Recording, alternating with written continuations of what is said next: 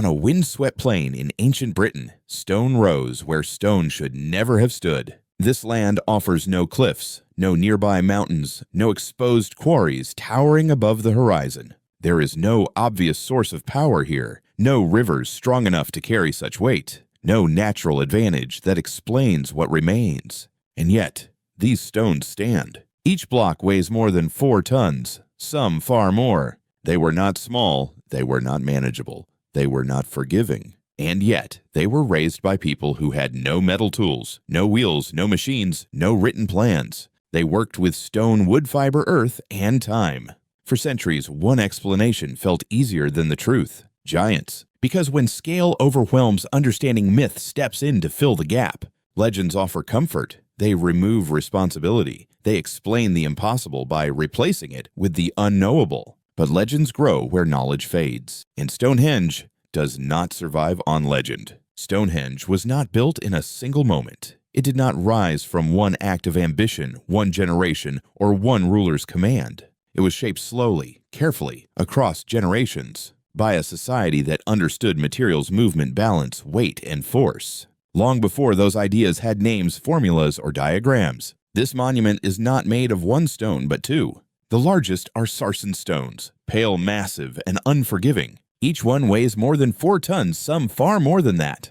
They are hard, dense, resistant to error. Once set in motion, they cannot be rushed. Once misaligned, they cannot be easily corrected. Mistakes here do not cost minutes. They cost years. The smaller stones are bluestones, darker, denser, and far more mysterious. And they did not come from here. The bluestones traveled more than 200 kilometers, from the Preseli Hills of Wales to this open, exposed plain. A journey across land, across rivers, and along coastlines. In a world without roads, without carts, without domesticated animals bred for heavy labor. They were quarried without metal, shaped without machines, moved without engines. Stone by stone, season by season. Every stone demanded planning. Every decision carried consequence. A mistake could not be undone easily. A failure could erase years of collective effort. There was no margin for excess, no tolerance for waste. The real challenge was never the stone itself. It was how to move it. Moving these stones was the greatest challenge of all. Without wheels, without paved roads, without beasts of burden.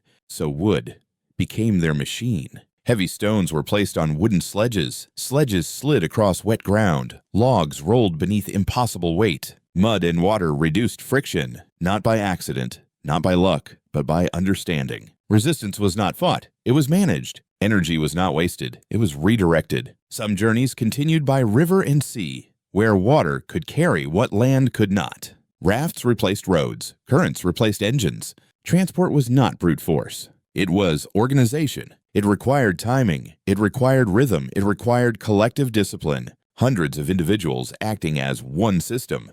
But bringing stone to the site was only the beginning.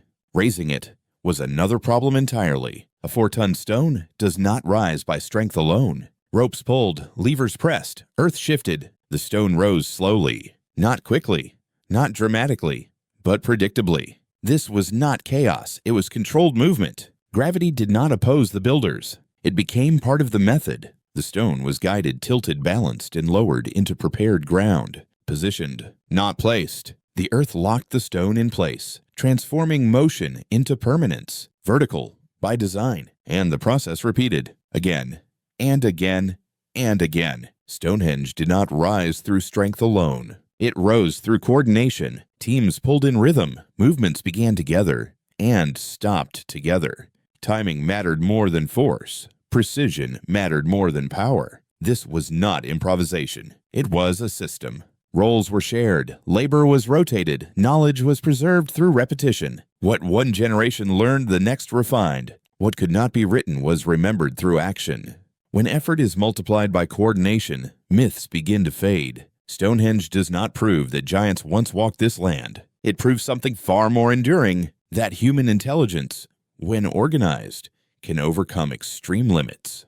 Without machines, without metal, without written language, the knowledge was never written. It lived only in practice, passed from hand to hand, from voice to voice, from one generation to the next. And yet, it endured. Stonehenge has stood for more than 4,000 years. long after the hands that raised it were gone, long after the names of its builders were forgotten, long after their tools returned to the earth. What remains is not mystery. It is evidence. Evidence that engineering did not begin with machines. It did not begin with steel or engines or electricity. It began with understanding.